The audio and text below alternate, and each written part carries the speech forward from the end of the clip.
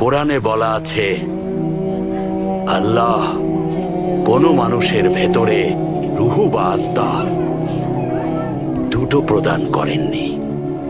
একটা বুকের ভেতর দুটো হৃদয় থাকে না।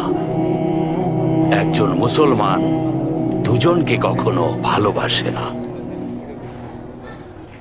মুসলমান হয়ে সে জিনা করতে পারবে না, আমানতের খেয়াল রাখবে, যাই হয়ে যাক 5 ওয়াক্ত নামাজ আর দোয়া করতে থাকবে, যাকাত দেবে, ফরজ। শুনেছি অনেকেই 5 ওয়াক্ত নামাজ পড়ে না, ফজরের নামাজ না পড়েই দোকান খুলে বাণিজ্য করে।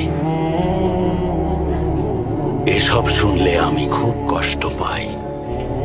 আমি কেমন মুসলমান হলাম?